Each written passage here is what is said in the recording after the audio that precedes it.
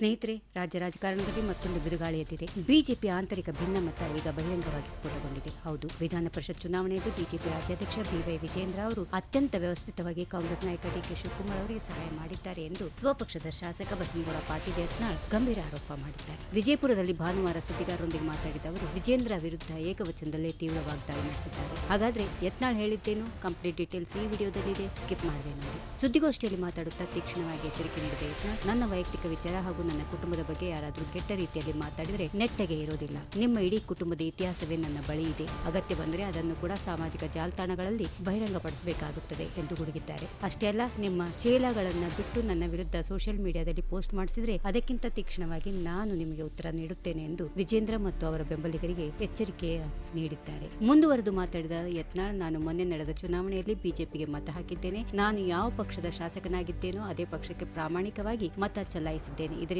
ಕೆಲವರ ಎದೆ ಒಡೆದಂತಾಗಿದೆ. ಕೆಲವರು ಕಾಂಗ್ರೆಸ್ನಿಂದ ಹಣ ಹಾಗೂ ಅಭಿವೃದ್ಧಿಗೆ ಅನುದಾನ ಸಿಗಬಹುದು ಎಂದು ನಿರೀಕ್ಷಿಸಿದ್ರು. ಆದರೆ ಬಿಜೆಪಿಯ ಕೆಲವು ಶಾಸಕರು ಕ್ರಾಸ್ ವೋಟಿಂಗ್ ಮಾಡಿದ್ದಾರೆ. ನಮ್ಮ ಮಾಹಿತಿಯ ಪ್ರಕಾರ ಸ್ವತಃ ಬಿಜೆಪಿ ರಾಜ್ಯಾಧ್ಯಕ್ಷರೇ ನಿಂತು ಈ ರೀತಿ ಮತ ಹಾಕಿಸಿರುವ ಸಾಧ್ಯತೆ ಇದೆ ಎಂದು ಬಾಂಬ್ ಸಿಡಿಸಿದ್ದಾರೆ. ಅಷ್ಟೇ ಅಲ್ಲದೆ ಡಿಕೆ ಶಿವಕುಮಾರ್ ಹೇಳಿದಂತೆ ಕೇಳದಿದ್ದರೆ ನನ್ನ ಹಗರಣಗಳನ್ನ ಹೊರ ತೆಗೆಯುತ್ತಾರೆ ಎಂಬ ಭಯದಿಂದ ಬಿಜೆಪಿ ರಾಜ್ಯಾಧ್ಯಕ್ಷರು ಈ ರೀತಿ ನಡೆದುಕೊಂಡಿದ್ದಾರೆ. ನಿಜವಾಗಿಯೂ ಇವರಿಗೆ ಪ್ರಾಮಾಣಿಕತೆ ಇದ್ದಿದ್ದರೆ ಮತದಾನಕ್ಕೂ ಮುನ್ನ ವಿಪ್ ನೀಡಬೇಕಾಗಿತ್ತು. ಆದರೆ ಇವರು ಮತದಾನ ಮುಗಿದ ನಂತರ ವಿಪ್ ಜಾರಿಗೊಳಿಸಿದ್ದಾರೆ. ಡಿಕೆ ಶಿವಕುಮಾರ್ ಅವರಿಗೆ ಬೆಂಬಲ ನೀಡುವ ಉದ್ದೇಶದಿಂದಲೇ ಬಿಜೆಪಿ ರಾಜ್ಯಾಧ್ಯಕ್ಷರು ಇಂತಹ ನಾಚಿಕೆಗೇಡಿನ ಕೆಲಸ ಮಾಡಿದ್ದಾರೆಂದು ಯತ್ನಾಳ್ ಹರಿಹಾಯ್ದಿದ್ದಾರೆ. ಇನ್ನು ಈ ಎಲ್ಲಾ ಬೆಳವಣಿಗೆಗಳ ಕುರಿತು ಬಿಜೆಪಿ ರಾಷ್ಟ್ರೀಯ ಅಧ್ಯಕ್ಷರಿಗೆ ಪತ್ರ ಬರೆದು ಸಂಪೂರ್ಣ ಮಾಹಿತಿ ನೀಡಿರುವುದಾಗಿ ಯತ್ನಾಳ್ ತಿಳಿಸಿದ್ದಾರೆ. ಇದೇ ಕಾರಣಕ್ಕೆ ತಮ್ಮ ವಿರುದ್ಧ ಷಡ್ಯಂತ್ರ ರೂಪಿಸಲಾಗುತ್ತಿದ್ದು, ಕೆಲವು ನಕಲಿ ಸಾಮಾಜಿಕ ಜಾಲತಾಣ ಖಾತೆಗಳ ಮೂಲಕ ತಾವೇ ಕಾಂಗ್ರೆಸ್ಗೆ ಮತ ಹಾಕಿದ್ದಾರೆ ಎಂಬ ಅನುಮಾನ ಮೂಡಿಸುವ ರೀತಿ ಪೋಸ್ಟ್ಗಳನ್ನ ಸೃಷ್ಟಿಸಿ ಹರಿಬಿಡಲಾಗುತ್ತಿದೆ ಎಂದು ಗಂಭೀರ ಆರೋಪ ಮಾಡಿದ್ದಾರೆ. ಬಿಜೆಪಿ ಶಾಸಕ ಯತ್ನಾಳ್ ಅವರ ಈ ಸ್ಫೋಟಕ ಹೇಳಿಕೆ ಈಗ ಕರ್ನಾಟಕ ರಾಜಕೀಯದಲ್ಲಿ ಸಂಚಲನ ಮೂಡಿಸಿದೆ. ಸ್ನೇಹಿತರೆ,